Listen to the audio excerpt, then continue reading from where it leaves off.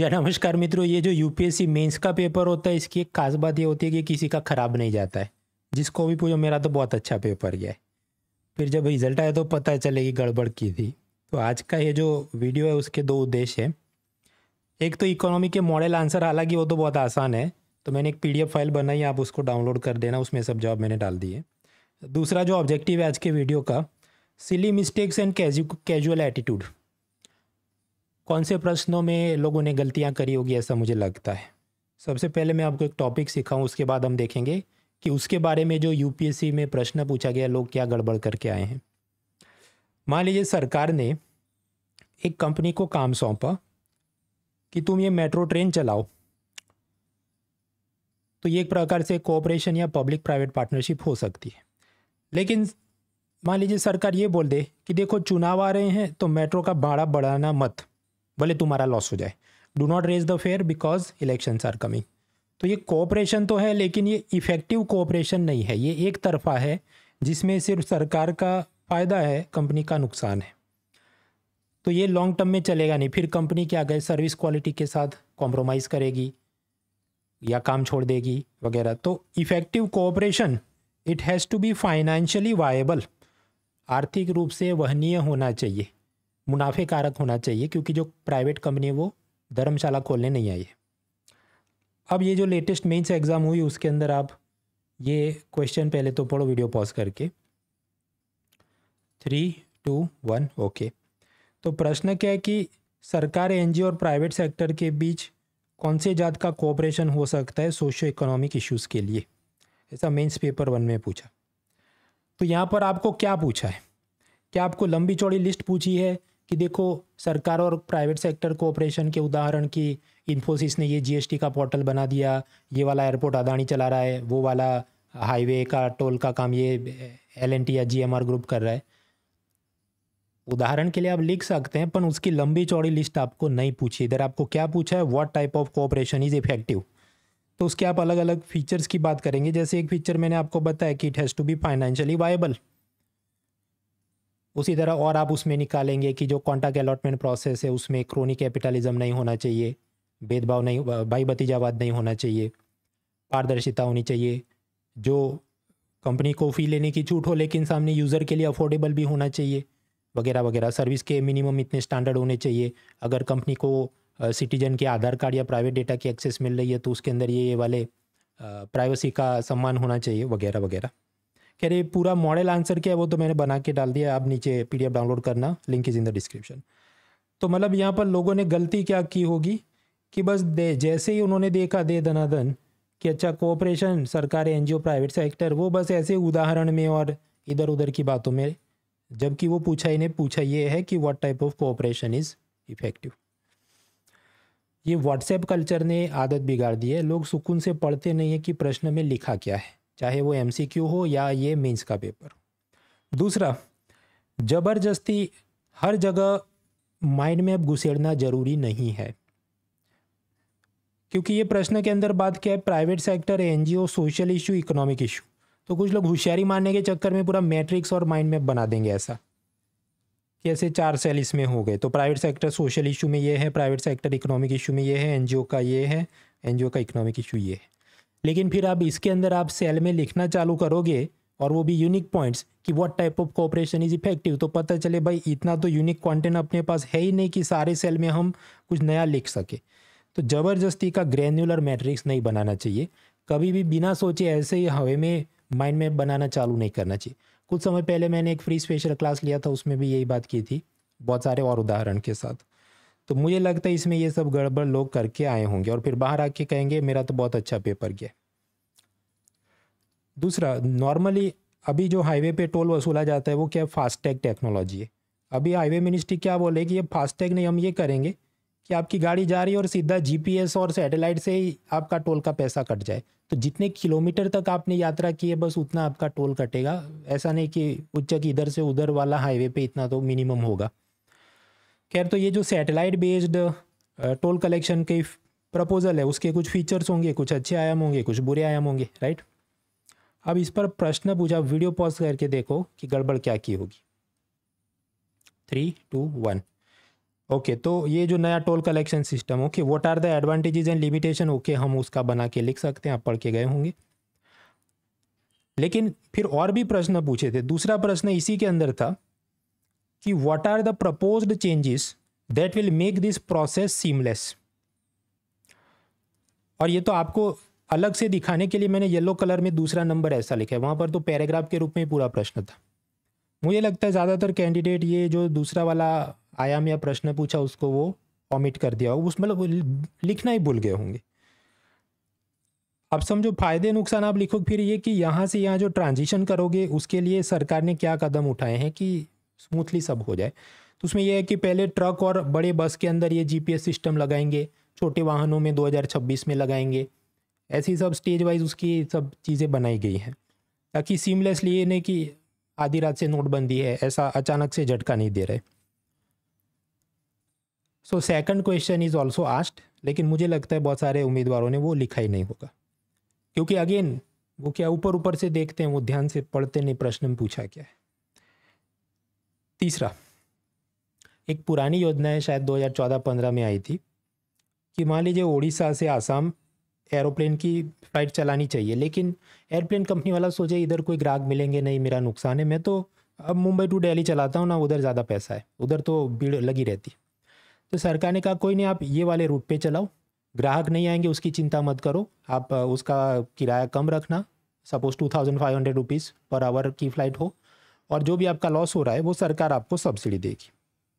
तो ऐसी स्कीम थी जिसका नाम था उड़े देश का आम नागरिक उड़ान स्कीम। और इससे क्या होगा, रीजनल कनेक्टिविटी इंप्रूव होगी। अब ये गिन के मतलब मैं बोल जो रहा हूँ ये भी समझो शायद 4 लाइन का 5 लाइन का मुद्दा है। यूपीएससी ने क्या किया है कि इसको बोला 250 शब्दों में लिखो, 250 वर्ड्स, मतलब 3.5 पेज भर के आप लिखे तब काम हो। मतलब आप समझो 150 वर्ड्स में पूछा जाए तो A4 साइज का जो पेपर है आगे और पीछे आधा आप करोगे तब जाके 250 शब्द होते हैं, माफ़ कीजिए 150 शब्द होते हैं 150 वर्ड्स। जब आपको कहा जाए 250 वर्ड्स तो इसका मतलब एक पेज आगे पीछे, फिर तीसरा पेज और तीसरे पेज के पीछे आधा, 3.5 पेज आप लिखो तब जाके करीब 250 वर्ड्स का जवाब बनता है। तो ये मुश्किल है। वीडियो पॉज करके आप प्रश्न देखिए। 3, 2, 1। हाँ तो ये यही कि रीजनल एयर कनेक्टिविटी क्यों ज़रूरी है बढ़ाना और उड़ान स्कीम कैसे मदद करे, 15 मार्क 250 वर्ड्स। असल में ये तो 150 में पूछने लायक टॉपिक है पर इन्होंने 250 में पूछ लिया है। ये एक तकलीफ है नए यूपीएससी का जो सिलेबस या सिस्टम है 4 पेपर वाला, ज़बरदस्ती के बहुत सारे सिलेबस में डाइवर्स टॉपिक घुसेड़ दिए हैं और फिर पूछने लायक कुछ होता नहीं। तो मुझे लगता है पहले क्वेश्चन बना देते हैं 20, फिर अच्छा रैंडमली इसको 10 दे दो, 20 दे दो, 15 दे दो करके बनाते हैं विदाउट एक्चुअली थिंकिंग कि असल में इसका इतना कंटेंट भी बनता है कि नहीं। खैर इसने पूछा है तो मैंने फिर जवाब बना के पीडीएफ फाइल करी है मारपीट के 250 शब्द में, पर इट इज़ डिफ़िकल्ट। फिर आप देखिए ये एक प्रश्न पूछा लैंड रिफॉर्म्स के बारे में, हालांकि आसान था। मैंने ये प्रश्न इधर इसलिए डाला, मैं आपको बताना चाहता हूँ कि ये जो कुछ टॉपिक है जैसे फूड प्रोसेसिंग, लैंड रिफॉर्म्स या डिज़ास्टर मैनेजमेंट के अंदर भी अर्बन फ्लड्स है, वो तो रिपीटेटिव थीम्स वही घूम फिर के आते रहते हैं। तो इसलिए पुराने पेपर आप सॉल्व करके जाए, आपको मदद मिलेगी।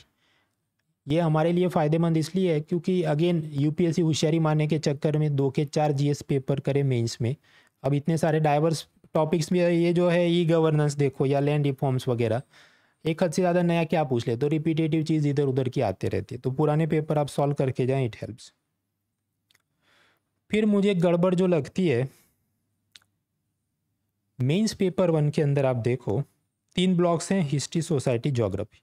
इसके अंदर आप पाएंगे कि पिछले ये करीब 3 साल से 2022, 23, 24 में आप देखो कि जो पहले करीब 75 टू 65 मार्क का सोसाइटी पूछते बढ़ के अभी 110 मार्क का आ रहा है, ये वाला पोर्शन आप देखिए। लेकिन लोग अभी भी इसको हल्के में लेते हैं कि इंडियन सोसाइटी में तो क्या पढ़ के जाओ, तो मतलब कर लेंगे, विल मैनेज।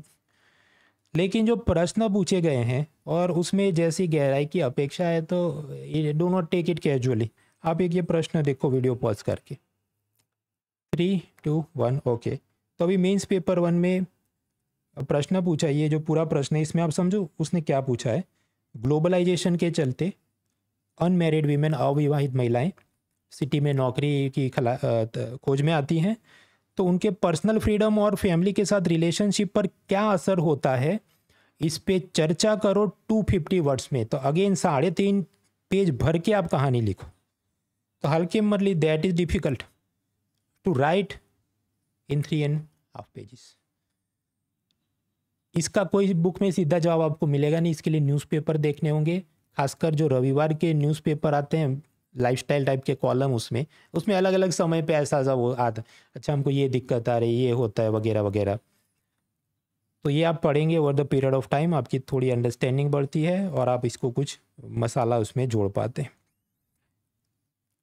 जियोग्राफी के अंदर भी ऐसे टॉपिक जो शायद 150 वर्ड की उनकी औकात है, उसको 250 वर्ड में पूछे। ये ऑरोरा बोरियालिस, वो जो भी नॉर्थ या साउथ पोल में मैग्नेटिज्म के चलते या कुछ वो आकाश पूरा उनका रंग बिरंगा हो जाता है। अब वो तो खींच के 150 शब्द लिखना भी मुश्किल है भाई, इसके 250 शब्द मैंने पूछा 250 वर्ड्स। उसी तरह गल्फ ऑफ मैक्सिको में ट्विस्टर क्यों पाए जाते हैं, लिखो 250 वर्ड्स। तो इतने शब्द, क्योंकि चलिए ये जो इंडियन सोसाइटी वाला पोर्शन था, आप कहीं इधर उधर की बातें सब हम लिख के कुछ करें, पर यहाँ तो आपको स्पेसिफिक लिखना पड़ेगा ना कि क्यों होता है ये, इसके पीछे क्या कारण है। तो हल्के में मत लीजिए। और ये ज्योग्राफी आप पाएंगे पिछले 3 साल से ऐसा यूनिक ही वो पूछ रहे हैं, फिजिकल ज्योग्राफी ये वाला टर्म, और इस पे अब आप लंबी चर्चा करें। तो you have to put more effort. फिर परीक्षाओं के अंदर धांधली रोकने के लिए सरकार ने कानून बनाया, ठीक है, उसकी चर्चा का अपन चर्चा 250 वर्ड्स में इसके सेलिएंट फीचर की बात करो, और उसमें स्टेट यूनिवर्सिटी शामिल है कि नहीं, अगेन डिफ़िकल्ट है इसकी इतनी लंबी चर्चा करना। फिर मुद्दे जो भी होंगे उसमें हो सकता है कि 1 पेज भर सकते हैं, 3.5 पेज भरना तो आसान नहीं है। उसी तरह आर्टिकल 21 और डीएनए टेस्टिंग के द्वारा ये जो बेटा है इसका पिता कौन है, उसका पैटर्निटी टेस्ट, वो सब के बारे में कोर्ट का क्या कहना है, 250 वर्ड में लिखो। अगेन मुश्किल है इतना लंबा खींचना 3.5 पेजेस। मेंस पेपर 3 में साइंस टेक आता है, उसमें पूछा एस्टेरॉयड वो आए और ज़मीन पूरा पृथ्वी को तबाह कर दे, हॉलीवुड की सब फिल्मों में उधर न्यूक्लियर ब्लास्ट कर देते हैं वगैरह, तो इस पे आप बात करो, अगेन 250 वर्ड्स में। तो हल्के में मत लीजिए। Casual attitude will not work towards mains, अगर आप ऐसा सोचते हैं कि ठीक है अभी प्रीलिम का देखेंगे, बीच में मूड आएगा उस हिसाब से कुछ पढ़ेंगे, और फिर प्रीलिम के बाद मुश्किल से 2-3 महीने के अंदर जो थोड़ा बहुत रिवीजन हो जाएगा, then it will not help you.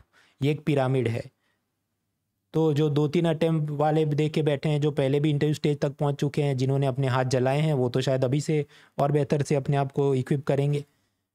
So you also need to put effort, और इसके लिए सबसे अच्छा तरीका है न्यूज़पेपर इंग्लिश वाले पढ़िए, द हिंदू, इंडियन एक्सप्रेस, खासकर ये जो इंडियन सोसाइटी से लेके ये जो मेंस पेपर 2 पॉलिटी के अंदर जो प्रश्न आए हैं, उससे आपकी एक डेप्थ ऑफ अंडरस्टैंडिंग डेवलप होती है। तो आप मतलब लिख सकते हैं, और आप गपबाजी भी करेंगे, ब्लफ भी करेंगे, तो भी वो ऐसा लगेगा कि सीरियस जवाब ही लिखा है। बाकी तो सिस्टमेटिक तैयारी करने के लिए अनअकैडमी आपके साथ है। Prelims, mains, live classes by top educators, CSAT, answer writing, सब कुछ at an affordable price of 24,999 using the discount code muna.org। और इसी के अंदर आप के तीनों बैच अनलॉक हो जाते हैं, English medium, Hindi medium, bilingual, और इधर से उधर स्विच कर सकते हैं, it is just like Netflix. बाकी चैनल के साथ जुड़िए, सारे पेपर्स के डिटेल में आंसर्स हमने अपलोड किए हैं।